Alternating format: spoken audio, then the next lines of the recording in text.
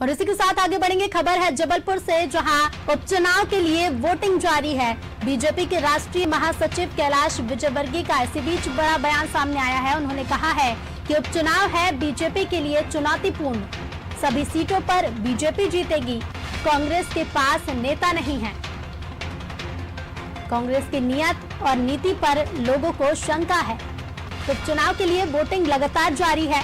BJP के राष्ट्रीय महासचिव कैलाश विजयवर्गीय का इसी बीच बयान सामने आया है। उन्होंने कहा है कि उपचुनाव बीजेपी के लिए चुनौतीपूर्ण है, सभी सीटों पर बीजेपी जीतेगी और कांग्रेस के पास नेता नहीं है।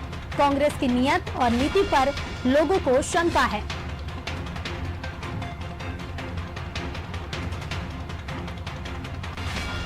उपचुनाव के लिए वोटिंग लगातार जारी है,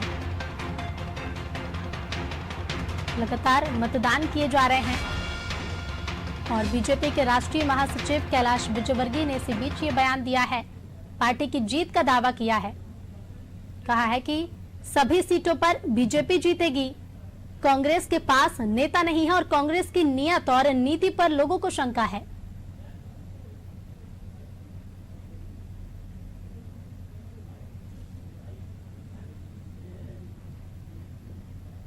तो राष्ट्रीय महासचिव कैलाश विजयवर्गीय का कहना है कि उपचुनाव बीजेपी के लिए चुनौतीपूर्ण है।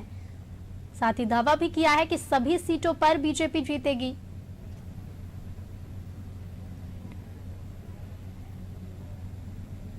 बीजेपी राष्ट्रीय महासचिव ने आगे कहा कि कांग्रेस के पास नेता नहीं है और कांग्रेस की नीयत और नीति पर लोगों को शंका है।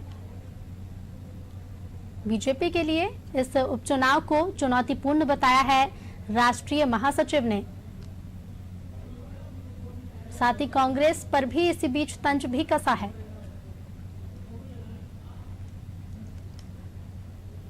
और कहा है कि कांग्रेस की नीयत और नीति पर लोगों को शंका है, कांग्रेस के पास नेता नहीं है। उपचुनाव लगातार जारी है, उपचुनाव के लिए वोटिंग लगातार जारी है, लगातार मतदान किए जा रहे हैं।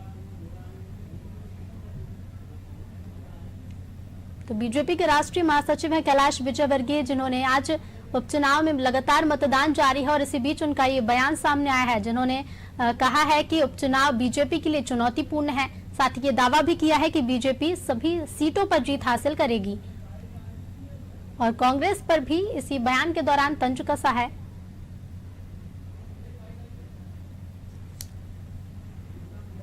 कैलाश विजयवर्गीय का कहना है कि कांग्रेस की नीयत और नीति पर लोगों को शंका है, कांग्रेस के पास नेता नहीं है।